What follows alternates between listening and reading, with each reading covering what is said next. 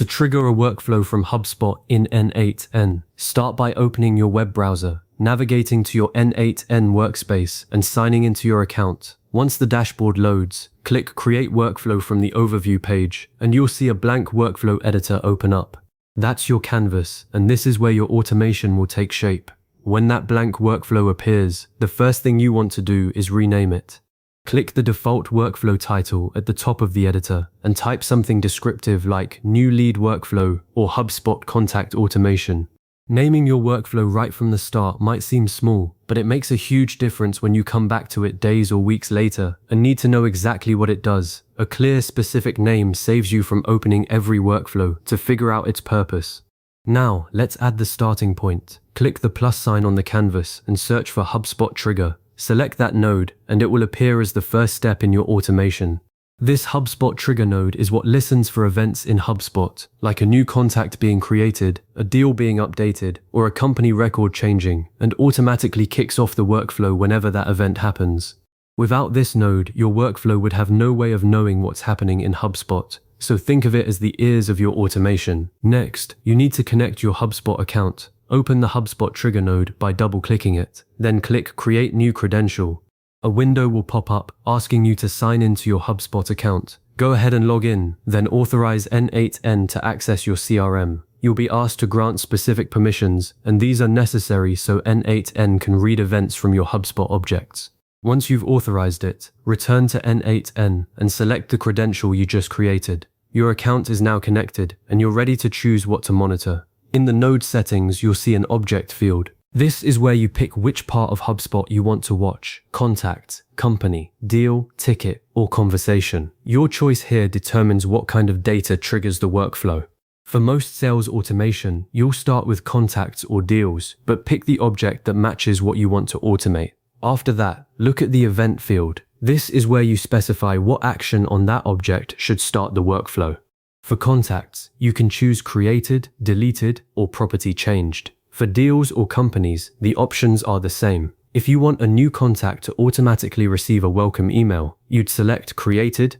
If you need to notify your team whenever a deal's value changes, pick property changed. The available events depend on the object you chose, so check that your selection aligns with what you want to happen. Before moving on, take a moment to review all the settings. Double-check that the correct HubSpot credential is selected, the right object is chosen, and the precise event is set. This quick review is simple but invaluable. It can prevent hours of troubleshooting later if something's misconfigured. Now it's time to test the trigger. Click Listen for Test Event or Fetch Test Event depending on your version of n8n. The node will go into a waiting state, listening for activity in HubSpot. Leave this workflow tab open. Then go to your HubSpot account and create a new record that matches your chosen object and event. For example, add a new contact. Switch back to n8n, and you should see the trigger fire, showing you the data that was received.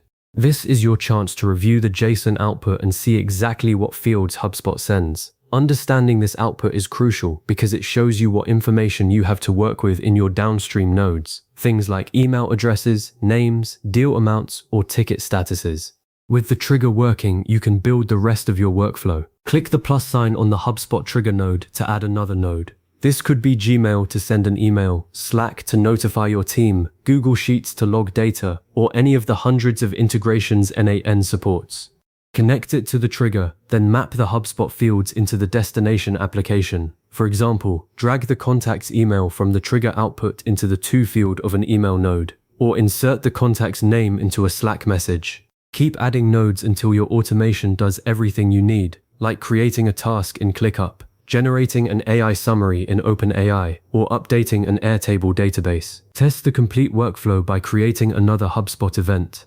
Watch each node execute and verify that data flows correctly between them. If any node fails, inspect its execution details to see what went wrong. Often it's a missing field or a mapping error that's easy to fix. Once everything runs smoothly, click Save to preserve your configuration. To make your workflow live, locate the Intactive toggle near the top of the workflow editor and switch it to active.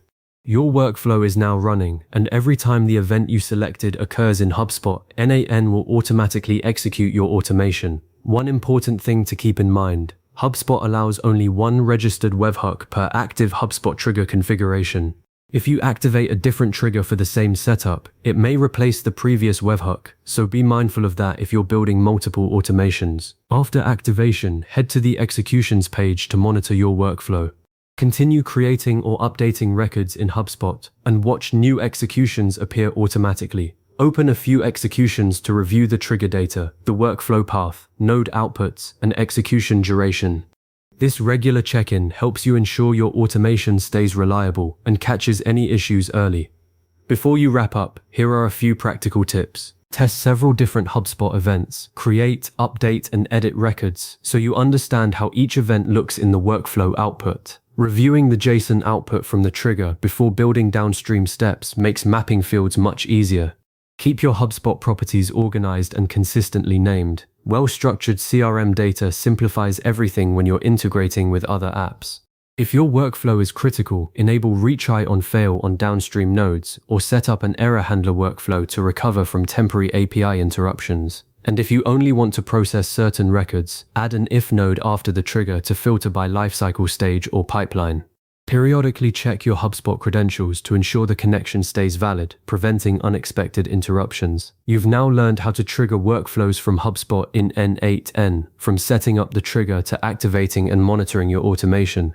This connection gives you a powerful way to automate sales processes, customer onboarding, notifications, and data synchronization, all without manually checking HubSpot. If you need a refresher later, this video will be here for you. Happy automating!